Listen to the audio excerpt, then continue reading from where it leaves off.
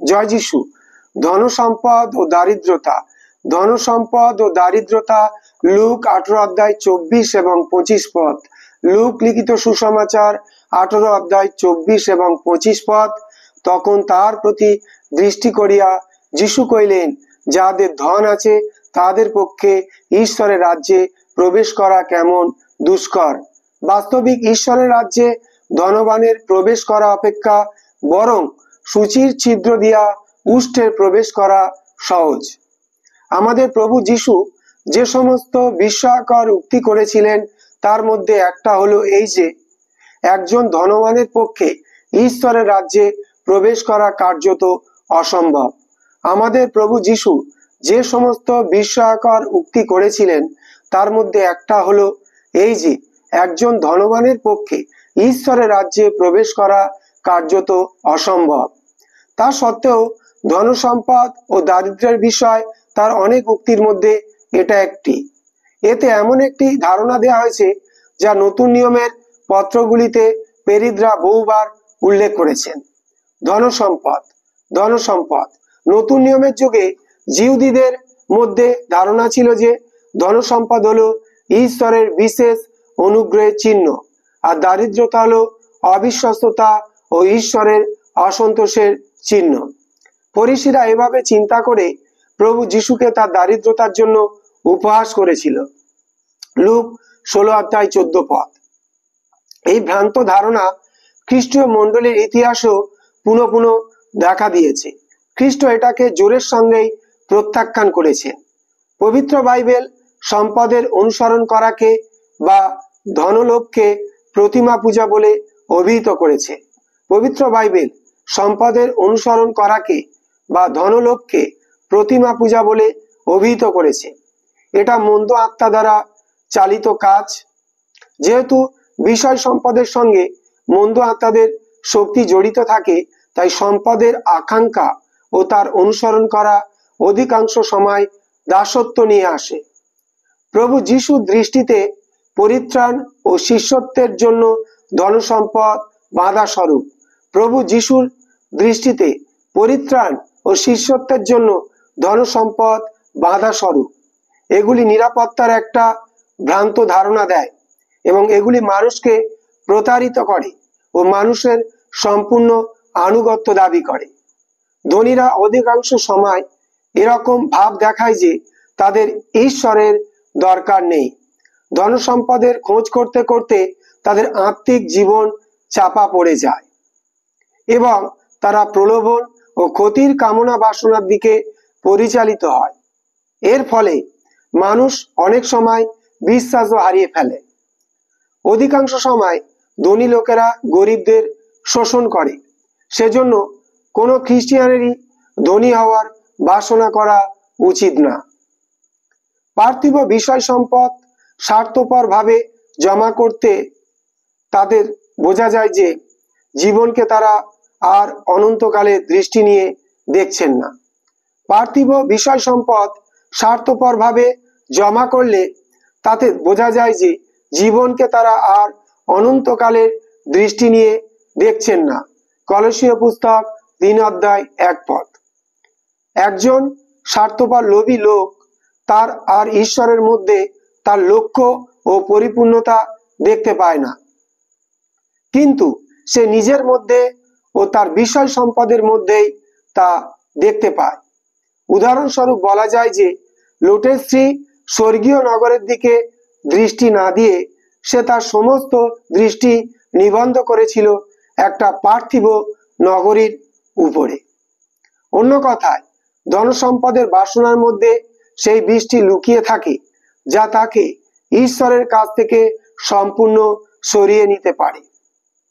একজন খ্রিস্টিয়ানের জন্য খাঁটি ধনসম্পদ থাকবে তার বিশ্বাস ও ভালোবাসার মধ্যে। একজন খ্রিস্টিয়ানের জন্য খাঁটি ধনসম্পদ থাকবে তার বিশ্বাস ও ভালোবাসার মধ্যে, যেগুলি আপনা থেকে স্বার্থ ত্যাগ ও প্রভু যিশুকে অনুসরণ করার মধ্য দিয়ে প্রকাশ পাবে। যাদের এই খাঁটি ধন আছে তারা পার্থিব বিষয়গুলি থেকে মুক্ত থাকবে ও জানবে যে ঈশ্বর তাদের পিতা এবং তিনি কখনোই তাদের ত্যাগ করবেন না। ধনসম্পদের প্রতি সঠিক মনোভাব ও তার ব্যবহার সম্পর্কে একজন ধার্মিক লোকের মতো আমাদেরও বিশ্বস্ত হতে হবে। খ্রিস্টানদের কাজ ওগুলিকে ব্যক্তিগত সম্পদ বা নিরাপত্তার বিষয় মনে না করে বরং সেগুলিকে ঈশ্বরের হাতে ছেড়ে দেয়া এবং এগুলি যেন প্রভুর হাতে তার রাজ্যের ব্যবহারের জন্য গচ্ছিত থাকে ও যেন পৃথিবীতে খ্রিস্টের রাজ্য বৃদ্ধি পায় এবং অন্যদের অভাব মিটাবার ও পরিত্রাণের জন্য ব্যবহৃত হয় তা দেখা। এভাবে ধন ও সম্পদশালী বিশ্বাসীরা নিজেদেরকে আরো ধনী বলে মনে করবেন না, কিন্তু ঈশ্বরের সম্পদের ধনাধ্যক্ষ বলে মনে করবে। লুক 12:31-48 পদ। তাদের উদার হতে হবে, সম্পদ ভাগ করে নিতে প্রস্তুত থাকতে হবে এবং সৎ কাজে ধনবান হতে হবে।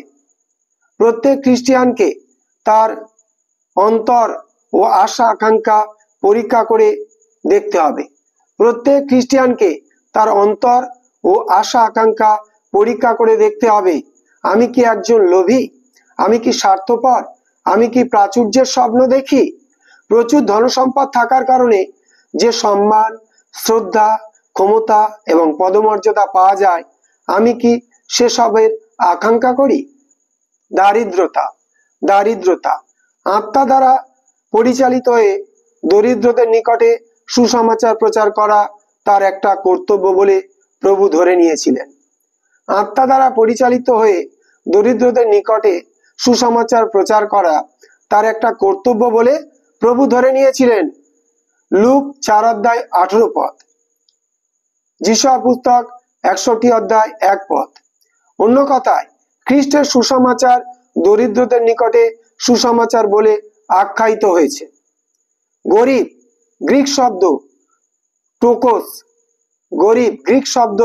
টোকোস বলতে বোঝায় জগতের বিনম্র, কষ্টে দুঃখে পড়া যে লোকেরা অত্যন্ত অভাবগ্রস্ত হয়ে ঈশ্বরের সাহায্য কামনা করে তাদেরকে বোঝায়। একই সময় তারা ঈশ্বরের প্রতি বিশ্বস্ত এবং জগতের পাপ, দুঃখ, কষ্ট, ক্ষুধা ও ঘৃণা থেকে ঈশ্বরের লোকদের জন্য যে পরিত্রাণ তার আকাঙ্ক্ষা করে। জাগতিক জিনিসের মধ্যে তারা তাদের সম্পদ ও জীবন লাভের চেষ্টা করে না। এটা নিশ্চিত যে যারা ঈশ্বরের পক্ষে গরিব তাদের জন্য দুঃখ, কষ্ট, অত্যাচার, অবিচার ও দারিদ্র থেকে একদিন মুক্তি আসবেই।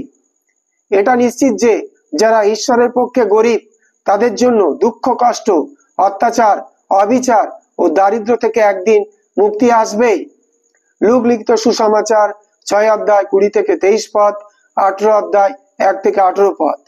তাদের এই ত্রাণ আংশিকভাবে আসবে ঈশ্বরের লোকদের মধ্যে যারা সম্পদশালী তাদের কাছ থেকে সাহায্যের আকারে। দারিদ্রের মধ্যে তার লোকদের দেখেও ঈশ্বর ঘোষণা করেন যে তারা ধনবান। দারিদ্রের মধ্যে তার লোকদের দেখেও ঈশ্বর ঘোষণা করেন যে তারা ধনবান। প্রকাশিত বাক্য 2:9 পদ।